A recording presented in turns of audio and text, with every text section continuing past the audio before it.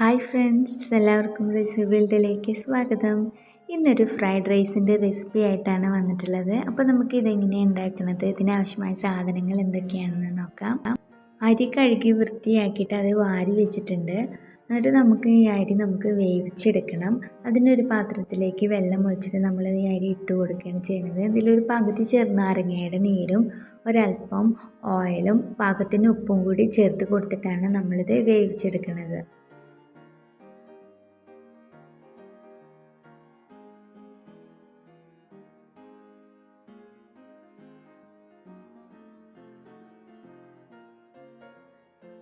നമ്മളെ റൈസ് ഇവിടെ വെന്ത് വന്നിട്ടുണ്ട്. അപ്പോൾ നമുക്കിത് ഊറ്റി മാറ്റാം. നമ്മളിത് ഊറ്റുമ്പോഴൊരു പരന്ന പാത്രത്തിലേക്ക് വേണം നമ്മളിത് ഊറ്റാനായിട്ട്. കാരണം ഇതിൻ്റെ ചൂടൊന്ന് പോയി കിട്ടണം. ചൂട് പോയതിൻ്റെ ശേഷമാണ് നമ്മളിത് ഉണ്ടാക്കുക. അപ്പോൾ നമ്മളിത് പരന്ന പാത്രത്തിലോട്ട് വേണം ഇത് ഊറ്റി വെക്കാനായിട്ട്. എല്ലില്ലാത്ത ചിക്കൻ ചെറിയ പീസാക്കിയിട്ട് എടുത്തിട്ടുള്ളതാണിത്. ഇതിലേക്ക് ഉപ്പും കുരുമുളക് പൊടിയും പിന്നെ ഒരല്പം സോയാ സോസും കൂടി ഒഴിച്ചതിന് ശേഷം ഇത് നന്നായിട്ടൊന്ന് മിക്സ് ചെയ്തിട്ട് എടുക്കുകയാണ് ചെയ്യുന്നത്. ഇത് നമുക്കൊന്ന് ഫ്രൈ ചെയ്തെടുക്കാൻ വേണ്ടിയിട്ടാണ്.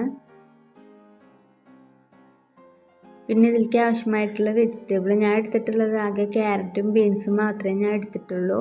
പിന്നെ വെളുത്തുള്ളിയാണ് എടുത്തിട്ടുള്ളത്, പിന്നെ മുട്ട. ഇത്രയാണ് ഞാനിതിന് എടുത്തിട്ടുള്ള സാധനങ്ങൾ. കുക്ക് ചെയ്യുന്ന പാത്രത്തിൽ നമ്മൾ ഓയിൽ ഒഴിച്ചതിന് ശേഷം അതിലേക്ക് ചിക്കൻ പീസസുകളൊക്കെ ആഡ് ചെയ്ത് കൊടുത്തിട്ട് ഒന്ന് വറുത്ത് കോരുകയാണ് ചെയ്യുന്നത്.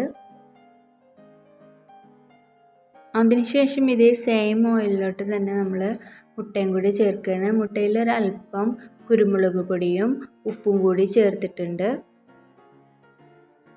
അങ്ങനെ ഈ മുട്ടയും കൂടി നമ്മൾ വറുത്ത് മാറ്റിയതിന് ശേഷം ഇതേ സെയിം ഓയിലിലോട്ട് തന്നെ വെളുത്തുള്ളി ചേർത്ത് കൊടുക്കുകയാണ്. പിന്നീട് നമ്മൾ ക്യാരറ്റ് അരിഞ്ഞതും ബീൻസ് അരിഞ്ഞതും കൂടി ചേർത്ത് കൊടുക്കുകയാണ് ചെയ്യുന്നത്.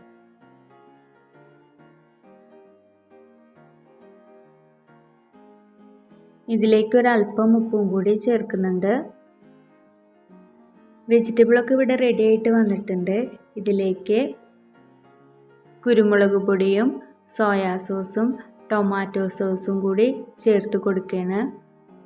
പിന്നീട് വറുത്ത് വെച്ചിരിക്കുന്ന ചിക്കനും മുട്ടയും കൂടി ചേർത്തിട്ടുണ്ട്. ഇത് നല്ല പോലെ മിക്സ് ചെയ്തതിന് ശേഷം നമ്മളുടെ റൈസ്, ചൂടാറിയ റൈസും കൂടി നമ്മൾ ഇതിലേക്ക് ചേർത്ത് കൊടുത്ത് നന്നായിട്ടൊന്ന് യോജിപ്പിച്ചെടുക്കുകയാണ് ചെയ്യുന്നത്. നമ്മുടെ ഫ്രൈഡ് റൈസ് ഇവിടെ റെഡി ആയിട്ട് വന്നിട്ടുണ്ട്. നിങ്ങൾക്കിത് ഇഷ്ടപ്പെട്ടെങ്കിൽ ഒന്ന് ലൈക്ക് ചെയ്യാനും കമൻറ്റ് ചെയ്യാനും മറക്കരുതേ.